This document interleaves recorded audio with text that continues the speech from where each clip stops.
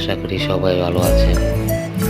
ঘুরে আসলাম কিছুটা সময় প্রাকৃতিক পরিবেশের সাথে। আমাদের এই কর্মব্যস্ত জীবনে সবারই উচিত কিছুটা সময় পাহাড়, গাছপালা, নদী, প্রাকৃতিক পরিবেশের সাথে নিজেকে মিলিয়ে দিতে। এই প্রকৃতির মাঝেই খুঁজে পাবেন জীবনের আসল সৌন্দর্য।